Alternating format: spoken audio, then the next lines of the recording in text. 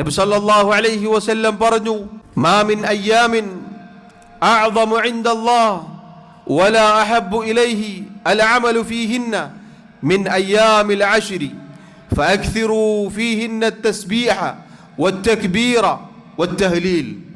അല്ലാഹു സുബ്ഹാനഹു വതആലയുടെ അടുക്കൽ ഇത്രമേൽ മഹത്തായ മറ്റൊരു ദിവസവുമില്ല.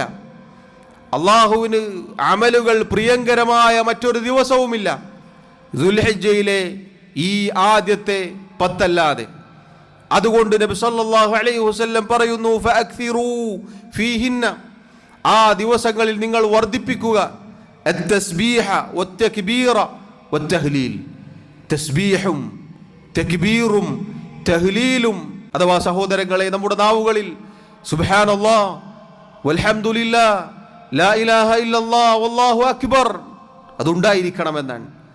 അതുപോലെ തന്നെ ഈ മാസത്തിൻ്റെ ദുൽഹിജ്ജയുടെ മാസപ്പിറവി കണ്ടതു മുതൽ മുത്ലഖായി നിരുപാധികം തക്ബീർ ചൊല്ലാൻ നമുക്ക് മാതൃകയുണ്ട്.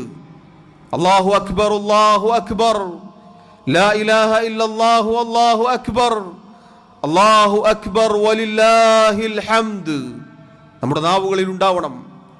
തക്ബീറും തസ്ബീഹും തഹ്ലീലും കൊണ്ട് നമ്മുടെ നാവ് പച്ചപിടിക്കണം. വെറുതെ ഇരിക്കരുത്. യാത്രയിലാകുമ്പോൾ, അതല്ലാത്ത ജോലിയിൽ ഏർപ്പെടുമ്പോൾ ഈ ദിവസങ്ങളിൽ സഹോദരങ്ങളെ നമ്മുടെ നാവ് ചലിക്കട്ടെ. പൊതുവെ ദിക്റുകൾ കൊണ്ട് പച്ചപിടിക്കാൻ കൽപ്പിക്കപ്പെട്ടവരാണ് നാം.